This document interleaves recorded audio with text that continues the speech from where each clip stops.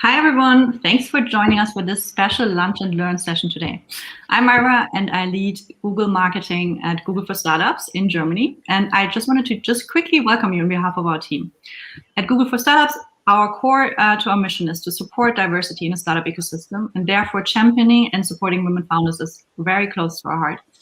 Data shows, unfortunately, that we are only at 16% of founders that are women, and those are currently still facing way too many hurdles. A lot more needs to be done to reach fully equality in the startup ecosystem and equality. So we at Google for Startups, we are running programs to provide women founders with mentors, Google product experts, and leadership coaches. And we curate events like these, where our main goal is to provide access to leading industry experts and to established founders, and to give the many up-and-coming women founders out there a stage. So in this spirit, it is with great pleasure that we teamed up with the Growth Google team and our dear partner Factory Berlin to curate a week-long agenda full of super women awesomeness for this International Women's Month. So we dedicate this an entire month and a week long of amazing events. This morning, I hope some of you could make it. We already dived into the data of the 2021 Germany Female Founders Nation report that we published together with the Handelsblatt Research Institute last month. So we discussed existing barriers for women founders, the importance of role models, and what needs to happen to make Germany a more women founder-friendly nation. So if you didn't get a chance to attend, check out the recording at the Factory website. Tomorrow, we have Anna Alex to join us for a one-on-one conversation about starting up sustainably and about her founder journey from outfittery to planetly. So please join us for the session as well. It will be interesting. But today, we want to focus on another important topic. In order to make sure that more women role models will get visibility in media, we invited an exciting group of leading journalists to share their expertise and advice with all of you today. And with that, I'm handing over to Catherine Bischoff from Factory Berlin, who will be the host of this session. Thank you. Thanks, Myra, for that introduction. This is indeed going to be a very interesting session. My name is Catherine. I'm the Chief Relationship Officer here at Factory Berlin, live in studio in the building. We are the largest curated community of innovators and creators in Europe. We bring together over 4,000 members from 70 different nationalities, from very interdisciplinary backgrounds, young to old. Our youngest member is 12 years old. Our eldest is probably in his mid-60s. And our whole purpose is to create an environment and a platform for co-creation and really designing what the future looks like. Our focus area is also on underrepresented and female founders. We have a specific program dedicated to that called Stealth Mode. And part of Stealth Mode is also about learning how to pitch your story, how to pitch yourself. And so this is really great for the founders that are in our program, but for anyone out there that really wants to get attention by the media. So we're going to get into what exactly makes your story stand out to media journalists. We want to reflect on the best and worst pitches our journalists have received over their years in media. What kind of research should you be doing prior to sending out your comms? And what really resonates with super busy journalists? I hope we're going to get some usable insights that can be helpful for any founder out there to sell their story successfully. I'd like to welcome our three journalists and participants. I'm going to start off with Miriam Partington. She is Germany correspondent at Sifted EU, which is a publication covering European startups and tech. She's particularly interested in sustainability, the future of work, female entrepreneurship, and the human side of tech. She's been reporting from Berlin since 2018 and has written for several publications, including Deutsche Welle, New Statesman, and Courier. She continues to write for the independent art and design publications in Berlin and London. Welcome, Miriam. Next, we have Hannah Schwär, who is a reporter at Business Insider, covering the German startup ecosystem with a special focus on mobility. Prior to that, she wrote for Welt, Bild, and Rheinische Post. She's a top 30 under 30 journalist, one of the 33 startup reporters to watch in the class of 2020, and a graduate of the Axel Springer Academy, one of Germany's most progressive journalism school. Last but not least, we have Svenja Lassen, senior editor at Cosmopolitan, and now managing director at Prime Crowd. Svenja is responsible for setting up the Startup Investor Network for Prime Crowd in Germany, which brings investors together with selected startups and accompanies them through their entire investment process. So welcome to the three of you. I gave a brief background to yourselves, but I'd like you, in your own words, to tell us about your journalism journey, the outlet you work for, and what it is that your outlet focuses on. We can start with, I'm going to go from top to bottom. Miriam, you want to get going? Yeah, sure. Thank you for having me. So I started out as a freelance journalist, reporting across European tech and business for several publications. So I know what it's like to try and, get outlets to take notice of you and pay attention to you. And just recently, I started as Germany correspondent for Sifted. And Sifted is a tech and startups publication based in London that is backed by the Financial Times. And with Sifted, we kind of aim to take a closer look at European startups and tech across all industries, but with a particular focus on things like fintech, mobility, female entrepreneurship, sustainability. So everything and anything, really. But trying to look at these topics from new and more often kind of critical angles as well, sparking conversation. And what's the worst pitch you ever got? Oh, wow. Okay. The worst pitch I've ever got, I guess, was from someone that rather aggressively introduced themselves and all of their expertise. So, lines and lines and lines and lines of their expertise, and then said, I know that you're probably not going to pay attention to any of this, but I'm just going to tell you about what my startup does. And then it was just lines and lines and lines and lines and lines about what their company does, with no kind of real storyline. It was just like a massive information. And then they followed up again quite aggressively. So I was a bit scared. So yeah, I didn't actually end up replying to that pitch, I have to say. All right, Svenja, why don't you tell us about your background, please? Yes, thanks again, and thanks for having me as well.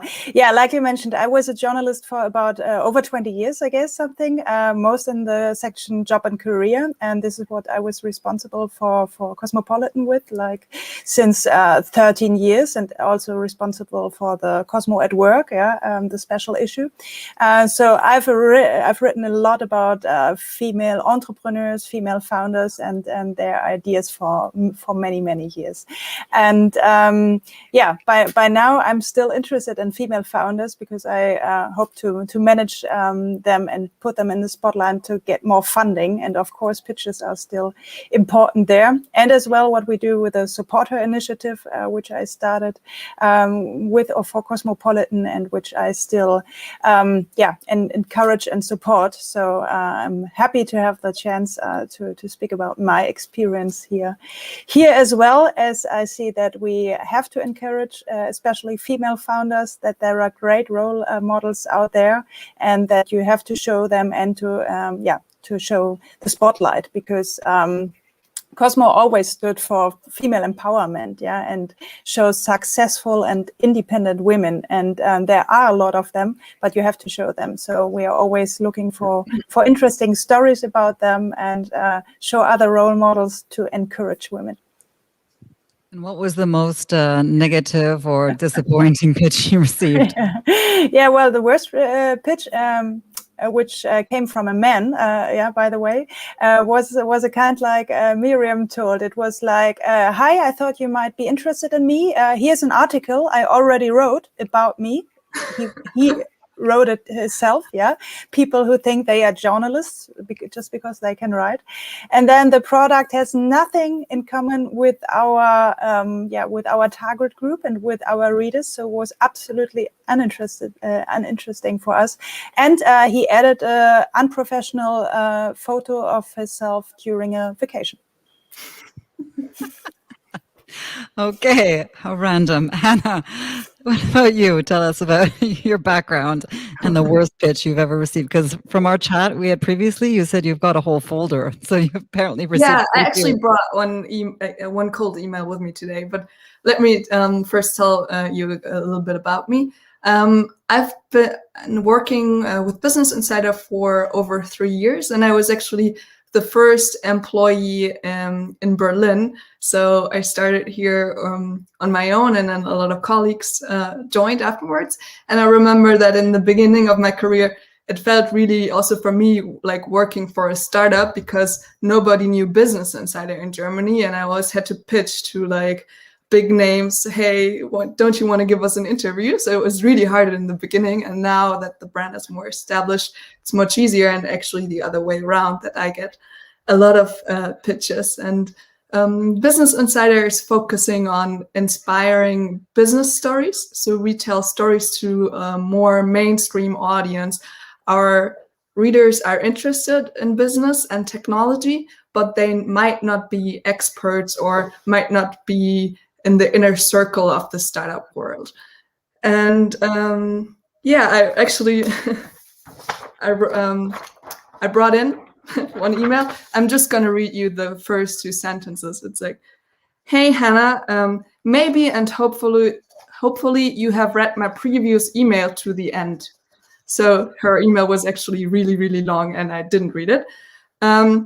Then I must apologize for my mistake. Oh, so she already did a mistake in her really, really long email. And now I'm kind of curious, and I actually went back to her email and saw that she addressed it to the wrong media outlet. But she also wrote me that she right now has a lot of stress with her child, and she's a working mom apparently. So I had some compassion and gave her a second chance. And so I read on the first email, and then she says, I really think our story is still interesting for business punk.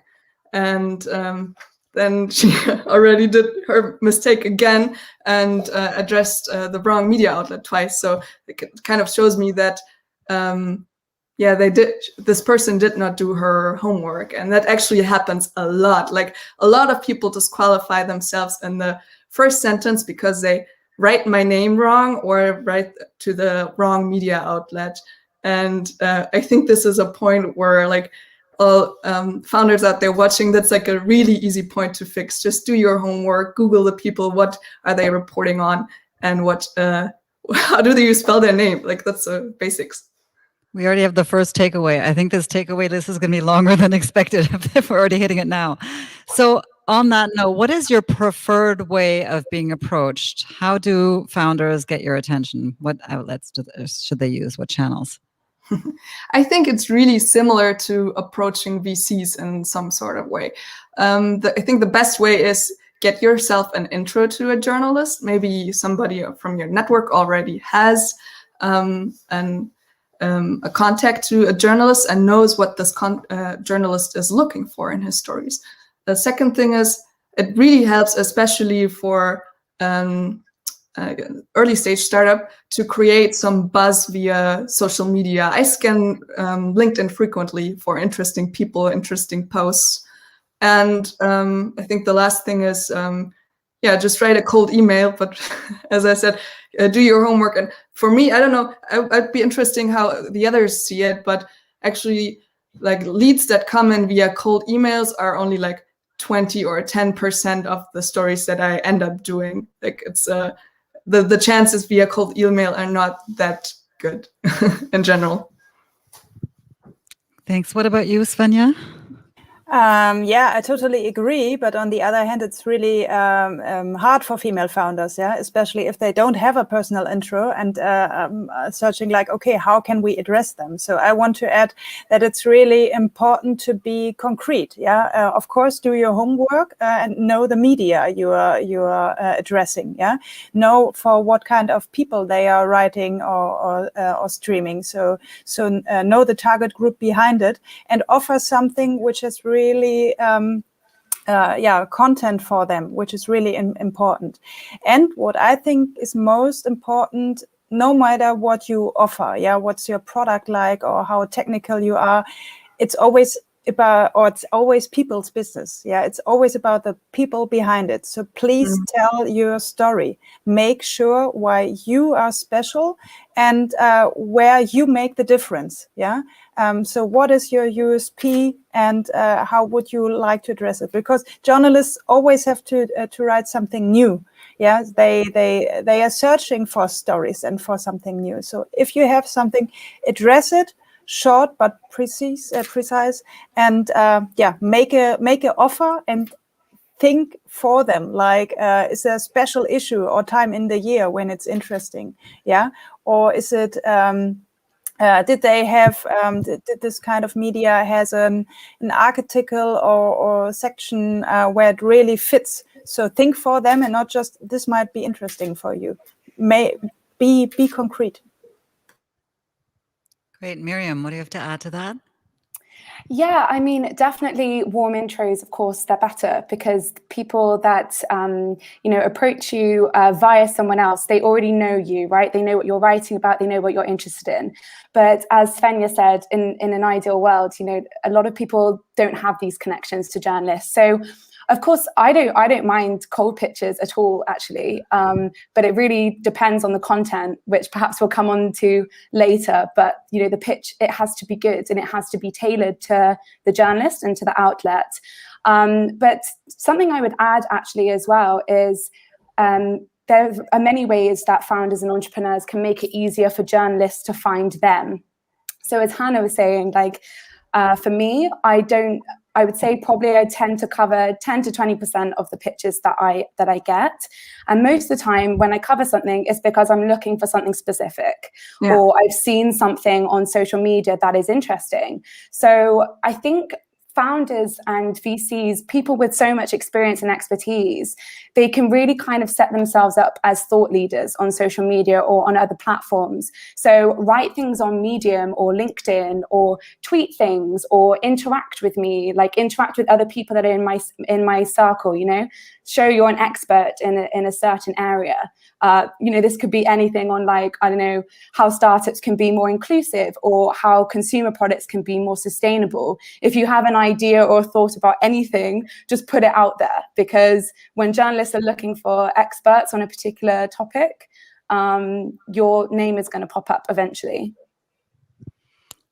Very, very true. Before I forget, I'd like to encourage the audience also to put their questions into the chat, into the YouTube chat. So if you have anything you'd like us to address that we're not covering during the session, please do so. We've got 15 minutes slotted at the end to do so. We touched on this very briefly, but every outlet definitely has a different definition of what a good story is and who their audience is, of course. So what kind of stories are you looking for? Hannah, you said you're more of a broad audience versus Miriam's audience. You want to touch on that again, please? Yeah, so Sifted is definitely kind of more startup focused, and we like to lift the lid on what goes on behind the scenes in startups, and also what startups are specifically working to do. So I think, it's a cliche, but startups that are doing things a little bit differently, they've put a new process into their HR that's different, or they're looking into offering egg freezing for female employees, or bringing their kids to work, or whatever is slightly different, like an unusual or compelling detail. And definitely with Sifted as well, we like to look at kind of wider trends that are going on. So when you pitch to me, for example, I'm looking for stories that speak to a wider issue that I'm covering. So, instead of pitching me like a startup profile or a founder story piece, think about what else is happening. So I don't know, if you have built like a HR tech product or whatever, instead of pitching to me about what your product does and why it's amazing and all the traction it's got, I'd be more interested in, say, something like, how is your particular product helping companies transition to remote teams? Or something like this. So taking like a smaller story and expanding it, like how is it fitting into the wider landscape right now? Anyone else? I just wanted to add, at Business Insider, it's in some sort similar as at Sifted. We are also looking at the big pictures, but we really have a mainstream audience, and that's why I'm always asking. And also when I pitch something in our editors conference, people will ask me, how is that story relevant to Business Insider readers? And a startup who pitches to me has to answer the question, why is that relevant to our readers? And usually it's two things that how you can answer that. First, your startup solves a really big problem that touches on people's lives. or you or your startup are very, very inspirational in a way. I can make an example here. I covered a founder a couple of years ago. He had a super boring startup back then, or what? It wasn't super boring, but it was like a homework app, and it didn't have much traction back then. He only had like a few hundred users, which is typically too small to be featured on Business Insider. So he's super, super, super early. But I covered him anyway because he was 17 years old, still going to school, and got up at 4 a.m. in the morning every day to make his homework. So after school, he could work on his startup. And that story tells me something about dedication, about like what kind of or how we can kind of foster entrepreneurship in Germany as well. So it also had like a meta level. And so I covered his startup, although initially I wasn't really interested in his product yet because it was just too early. So I would like to add, because, well, of course, you know, Cosmo is a big or huge international brand. Yeah, so to be featured there is of course a big success, especially for founders. So so this is the reason why Cosmo is always looking for strong women and role models, yeah, who make a difference in a way, who offer a solution or who encourage others. But, and this is really important as well, they have to offer, something really new and dare to make strong statements. Yeah. So my wish, even to all outside there, is to better provoke and stand out with a real strong message than to be lost in the midfield. Yeah. So I often see that especially women like to don't be so edgy with what they say, and I always go for it like, okay, think in headlines, have a great vision, and show this. Excellent. You're covering a lot of the questions already. The thing that I wonder, like, what makes a story truly interesting and something you'd like to cover? Like, is it the newsworthy aspect of it? Is it, you know, the growth numbers, growth in team, investment, or business success? Like, how do you determine which one of those is sufficient to warrant the storyline? No. All of the above. It has to just be packed up and beautiful in one. So I think like a good story or a good pitch just has to give me a really good reason why. And this is like the point that is most important. Like, you have to provide a reason why this is interesting. And oftentimes, for me, it's not like that your product is interesting, but that you contribute to a larger story, like sort of like the zeitgeist and or big trends. So I like what you were saying before, Hannah, when you gave the example of the young founder, because if you're an early stage startup or an early founder and you don't have that huge newsworthy story or those stats, like, how do you work around this? How do you create something that is still really enticing and interesting? So you gave an example of that. Miriam or Svenja, do you have any examples like that where you're approached by a very early stage startup and still wanted to cover it because you found something that was really like a jewel within the messaging? Definitely, with founder stories, when I'm being pitched, it can be the determining factor about whether I cover something or not. But it really depends on whether there is any compelling or particularly unusual detail. So I think it's really important for entrepreneurs to, if they're pitching a founder story, to really think about whether it actually relates to why they founded their company or why they conduct business or lead the startup the way they do. What is your personal connection to the product or service you're building? What is the problem you're solving? Why are you obsessed with it? You know, all of those things can be really, really important. I mean, similarly to Hannah's story, but I got really interested in a founder who was so kind of obsessed with developing this productivity app, which, by the way, there's a lot of productivity apps out there. And I was just interested in the fact that he was so kind of obsessed with this very kind of tiny, minute detail about productivity apps that could, like, you know, I don't know, change the face of the industry or whatever, that he just kind of secluded himself in remote South Africa for like 3 months and worked on this thing, literally didn't talk to anybody at all. Like, he didn't even speak to his family during this time. He just cut off his phone and just went in on it. And that for me was just really interesting. I could never imagine doing something like that, you know, just for me, it was quite weird. So I don't know. I think it's really difficult. But honestly, just think about what is unusual or what could be compelling. Think like a journalist. If you were reading something, what would you want to know? What would excite you? Yeah, this is something especially, absolutely, Miriam, because, journalists are curious, and people in general, they love stories, This is because a story is something which is easy to remember, and when you get an interesting pitch and you want to tell it, your friends in the evening, or during a phone call, listen, what kind of story I got today, then you know that this is something you will be featuring. And I know that so many founders, of course, are working so hard on their product and they are so deep dive into, but never forget that you pitch something special to people who have never heard of it before. So always think of, who are you addressing? What should they know first? And I always say, like, kill your darlings. There might be many interesting things about you, but concentrate on the real core.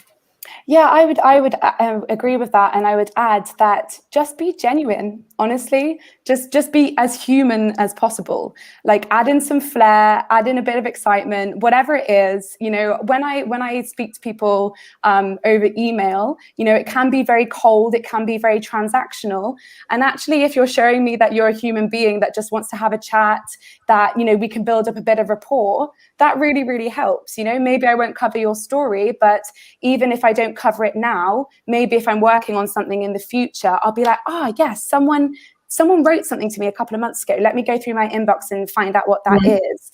So I think it's important as well for founders not to give up, because it's kind of like planting a seed and then kind of watching it flourish maybe further down the line. Just give as much detail, be original, be human, and be humble, I would say. Yeah, and make yourself rememberable. Yeah. And I want to add to one thing that Miriam said. I actually also often dig through my emails and where I'm going like, hey, wait, I got this pitch like a few weeks ago, and now is maybe the time where it gets interesting.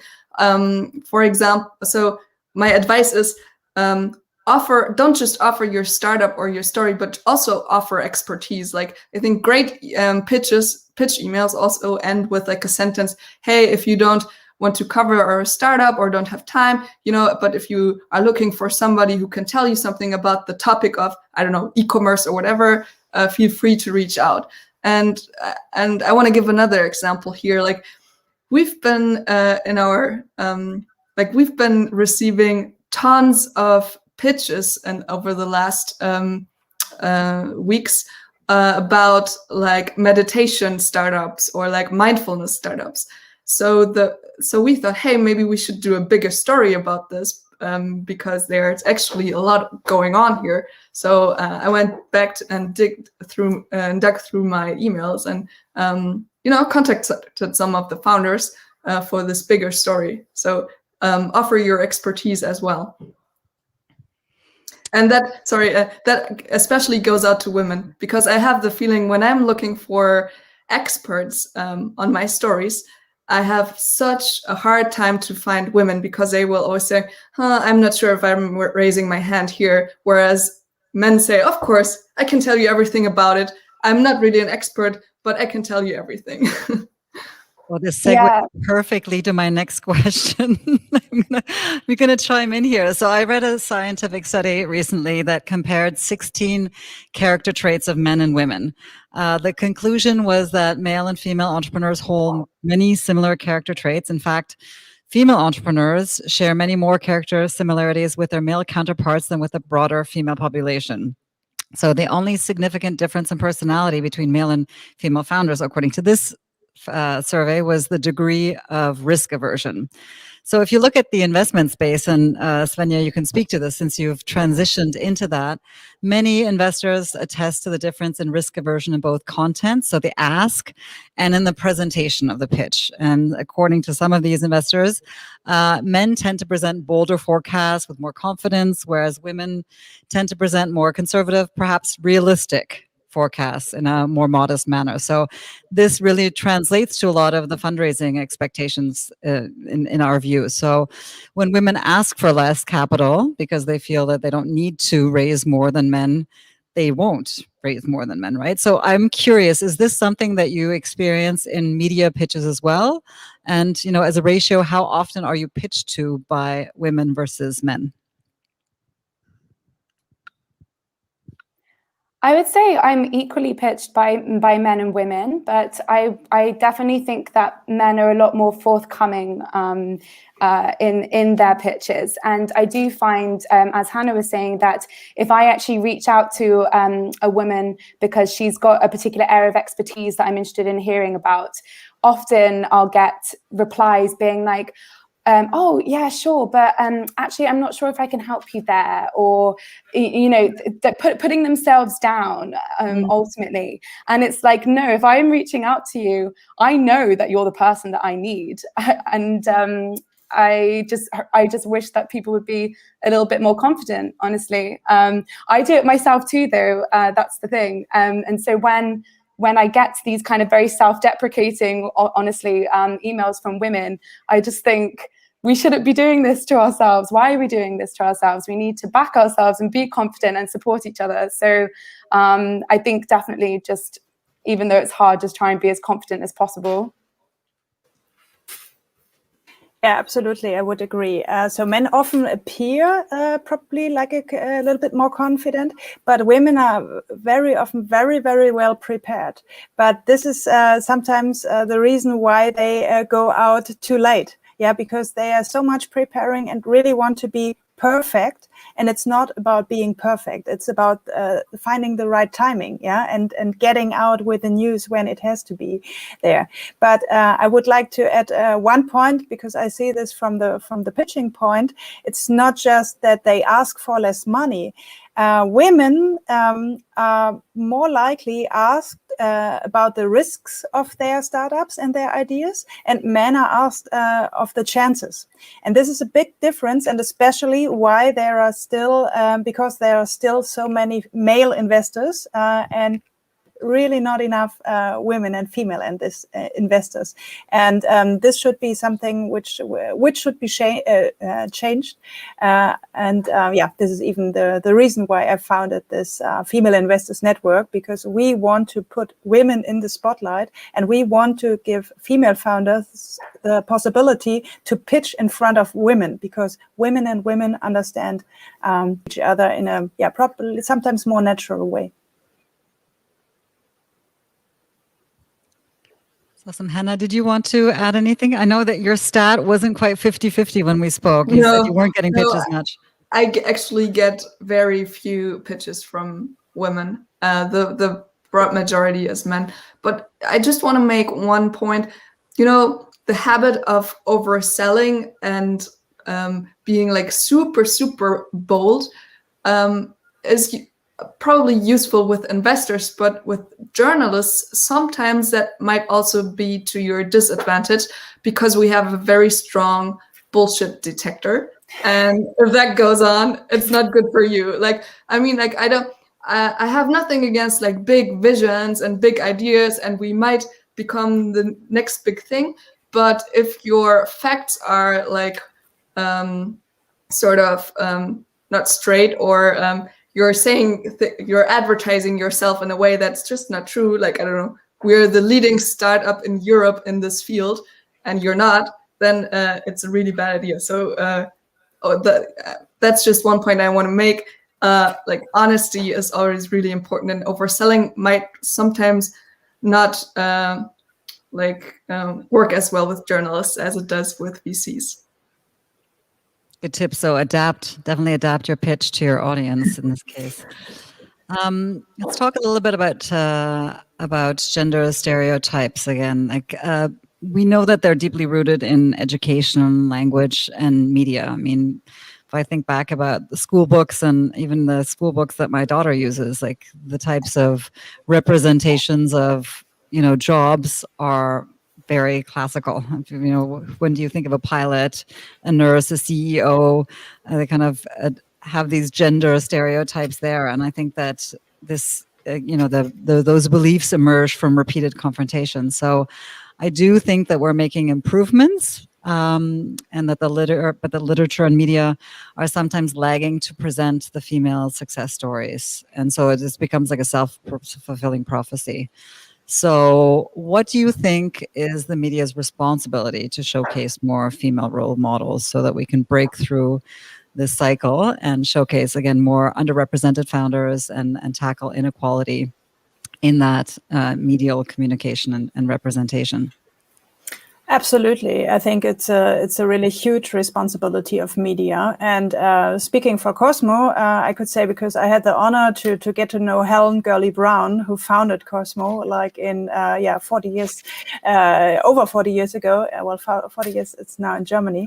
And she did this or established this magazine for women who are outstanding, who are responsible for their own lives, earning their own money. And this was some reason, like there was always a sector like about showing jobs, and showing role models in this typical in this special jobs. And we always like having politicians, or like you mentioned, female pilots or whatever, showing them and showing them or tell them their story, like what made them go there, what made them achieve their goal. And I think it's so important to make them visible and so that others can follow them and suit them to have more influence. I think featuring role models will be also crucial on a business side for media outlets to survive in the coming years, because let's be honest, like the business media is traditionally focused on men, because men are running the business or have run the business world.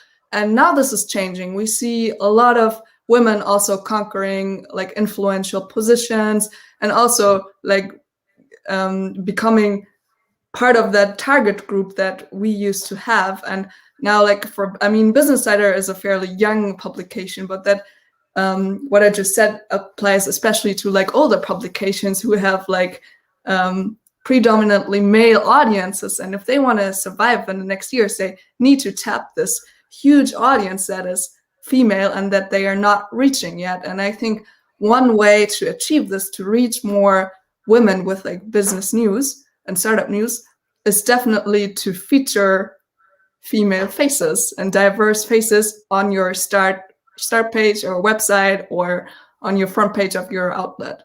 So I know this is kind of like an argument from the business side, but it's also really important for me in my work, because when we do a discussion about our we do something that's called in German Seitenkritik, so like a critical view of our website, and we do that frequently.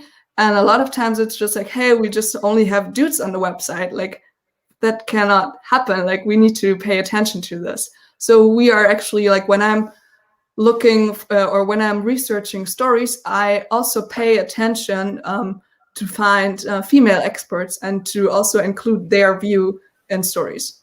Yeah, and this is absolutely hard, unfortunately. Yeah, sorry, Hannah, but this is such an important point. Yeah, see if there is a female expert as well. Yeah, and mix them, because it's always. We all know that diverse teams are always more successful. Yeah, and this is for teams, this is for experts, this is for like in groups of startups, but for investors, it's always the same. But we have to and we have the responsibility to show the different angles, in society. So always think if there are women as well. Totally, and not just during International Women's Month or on International Women's Day, but throughout the year, every day. Miriam, did you want to add anything to this conversation? Yeah, I just wanted to agree in terms of getting females to comment for articles, because as we were saying earlier, I make a use of Twitter a lot to find experts and to find stories, right? And whenever I put out these kind of journo requests or pitches or whatever, like on Twitter, I'm looking for this person to, speak about this. Overwhelmingly, I get white males tweeting me or DMing me or whatever, getting back to me. And that's fine, their perspective matters. But also, I don't want to just hear from white males. I want to hear from women and founders of color also. So please just reach out to me is what I would say. We have, I'll ask one more question. Actually, it's more of a recap question before we go to external questions. But maybe if you can recap, because I've written them down, but I want to make sure everyone says it in their words, the top 3 tips per your outlet of what a founder should cover when they pitch to you. Top 3. Who wants to start? Shall I? So of course, at first, know your target group. Yeah. So target group means like your media. Yeah. Who are they reaching for? So, and of course, know the correct name and who you are addressing. This is really most important. And then really tell a special and authentic story that will be remembered. Yeah, give us an angle so that we remember about yourself, where you really make a difference and where you are special.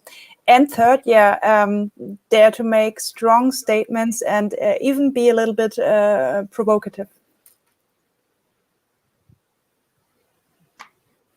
Miriam, go first. Okay, so for me and with Sifted, the easiest way of getting in touch with us is just to have a really catchy subject line, because our inbox is like completely overloaded, really. And so if you have a really catchy headline type thing, I'm going to look in my inbox and be like, that's cool. And then I'll click on it. So I think the number one thing is be really, really clear about the story you want to tell. Don't just give me a massive information. Be really specific as much as possible. Secondly, a little biography of the company. So what you do, but please explain in plain language. I'm not an expert on IoT. I'm not an expert on enterprise software. So please make it as easy for me as possible to understand what you do. No jargon, just plain language. Also for Sifted, we like to know, if appropriate, when the company was founded, how much money you've raised, how big your team is, or failing that, as we've already discussed, compelling or unusual details about you as a founder. I'd say a good pitch email probably has 3 paragraphs. The first thing is know who you're talking to. So correct name, and never copy and paste, because we're all looking for exclusivity. We're looking for exclusive stories. And if I get the impression that you already sent the same email to 50 other people, that's not interesting to me anymore. So personalize your email. Second paragraph, write a short intro about you with like the relevant facts about you and your startup. What does it do? And why are you as a founder maybe interesting? So if you're, I don't know, a former Olympic swimmer and now founding a fitness startup, I want to know about this background that you've been to the Olympics. And the third paragraph is give me a reason why. Like, why is your startup changing things for our readers or inspires our readers? This is awesome. We have some really good tips we're going to be able to publish on all of our channels now too, and use in our own decks. So we've got some questions from the audience. 2 of them are focused on the same thing.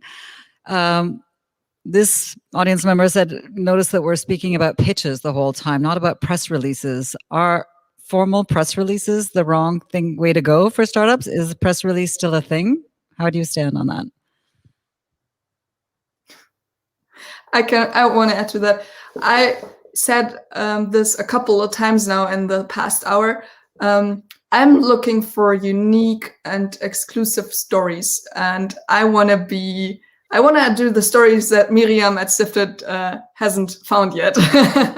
So, and she probably does the same. So press releases resonate very, very rare with me, because I know that this has been sent out to a lot of people. But if it's for like deal news, which is not as relevant to Business Insider, but maybe to like TechCrunch or something, that's, I guess, fine. You can always, I think the most elegant way is if you include one paragraph that says, hey, attached, I send you more information, and then you have a press release with like about your startup.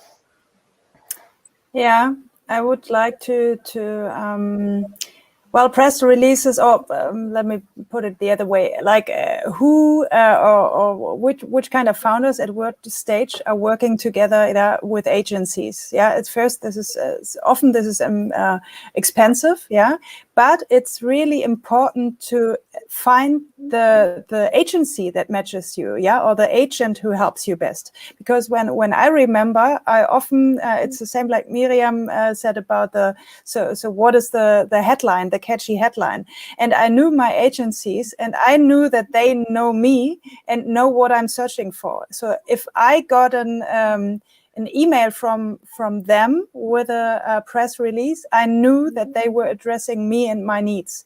And so this is often important, because I said that don't send me everything, yeah, you in your general send out, yeah, send me just some specific information. And when you come press release might be the most important thing for you, and or matches directly in one story, yeah, you offer every month. This would be a great mix.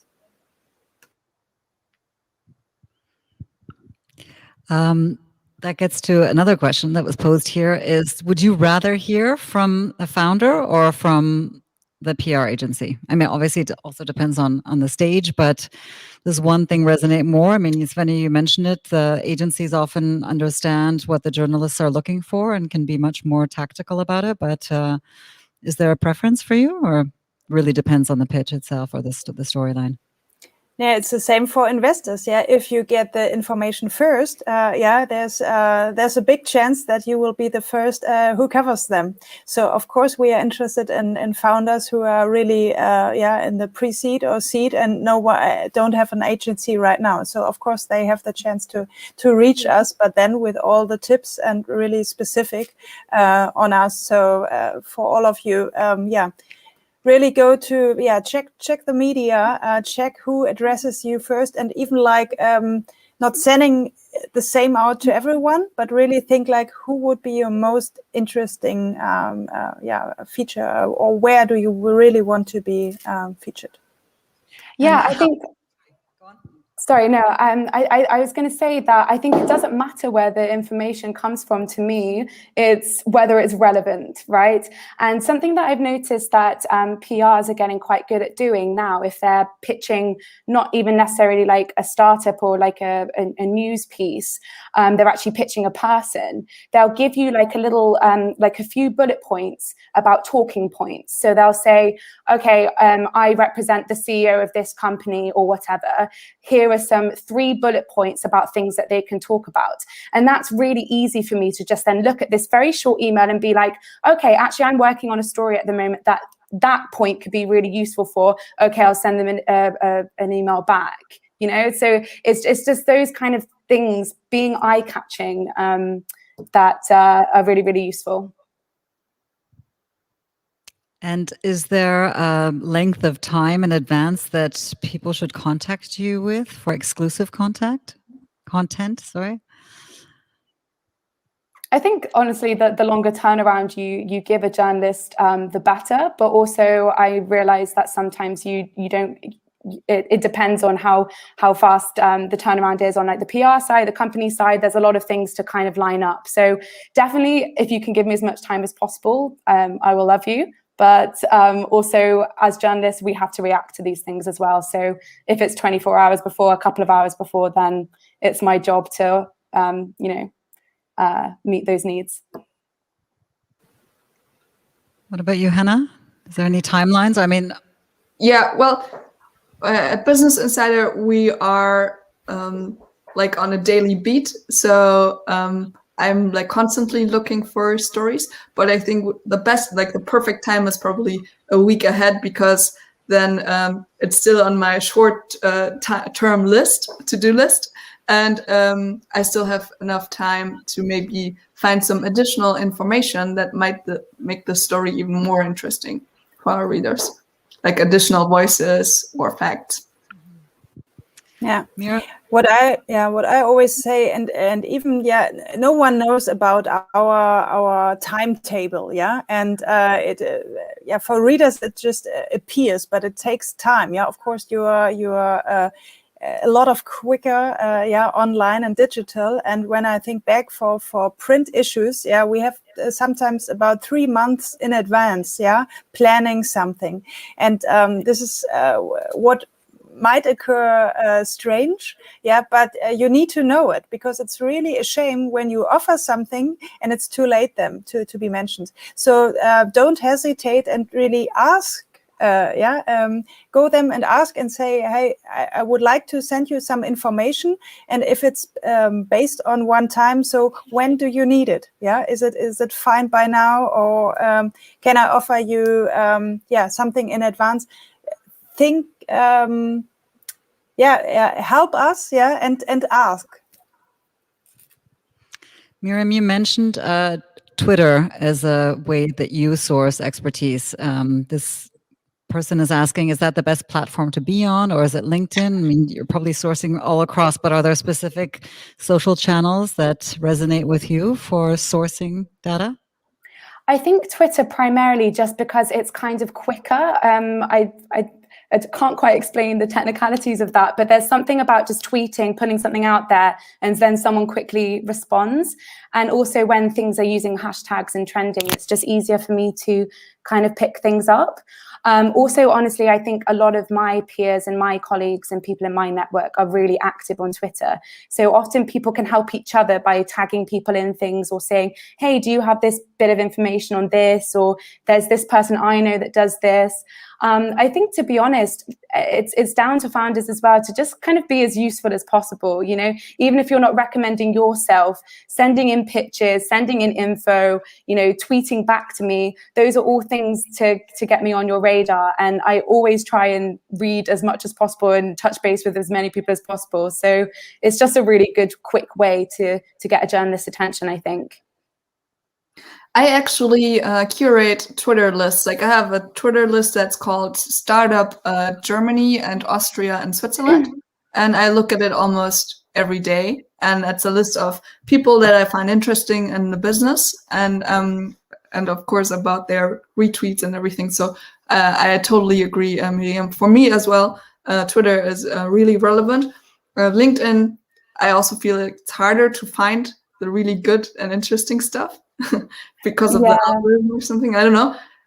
But I want to add to that, like when Corona is over, go to all those networking events and stuff. Like I love talking to founders, like on a personal level, especially for early founders. That might also be easier to pitch, because I often feel that early stage founders are not that experienced what journalists want. And if you're in a conversation with them, you might even find out like what the interesting part is that they wouldn't have told you in the first place.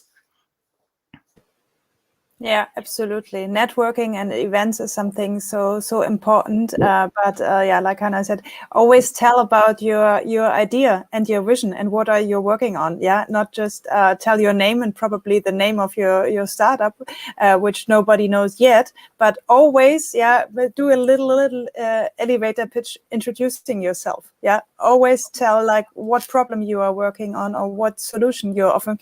Make us curious to ask more questions.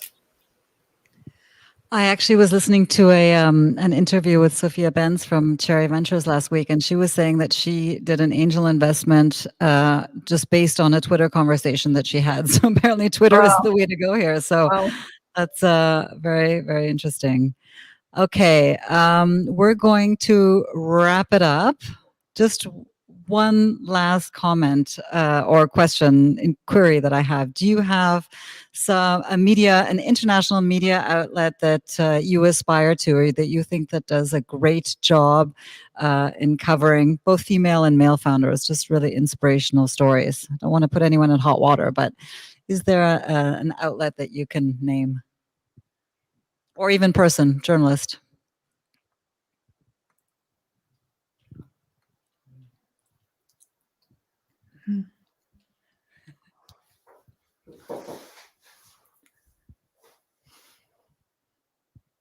That's a really hard question. I didn't put it on the questions list. I mean, I always read really interesting things in Wired and in Fortune as well, mostly because they're always engaging with these kind of wider topics that we talk a lot about in tech and startups. Definitely, there's always like little nuggets of things that I like to share on social media as well. So definitely wiredandfortune.com. There's a magazine that I, when I lived in North America, used to pick up once in a while, was Inc. magazine. And I always thought they did a nice job of like really quick storytelling and peppy visuals. And it was that juxtaposition that was nice. It was always easy to digest, but I thought it was nice to kind of visualize in a nice manner, not the three dudes standing beside each other in a hallway with their hands on their hips, but like, what is this, startup really working on, or this company really working on? I just thought that was a nice little way to showcase. All right. Well, I think that was a very, very valuable session for founders, male, female alike. And so I hope that our audience enjoyed it as much as I enjoyed being a moderator on it. Thank you very much for your so valuable time. And now you're going back to hundreds of emails in your inboxes and hopefully addressed to the right person at the right media outlet with that very concise and enthralling storyline for you to publish. We will be taking away these tips and insights and integrating them certainly into our programs and helping our founders craft really strong messages and hopefully getting them out there in the media. Certainly hoping to see much more representation from underrepresented and female founders and all of your outlets and across others in Europe. So thanks again for your time. Thanks to Google for Startups for partnering with us on this. And tomorrow at noon, as Myra mentioned previously, we will have Anna Alex, who is a startup founder in the sustainability space, talk about her journey in her now second venture. So tune in for that and have a lovely end of day. Thank you. Thanks for having us. Thank you very much. Bye. Thank you. Bye.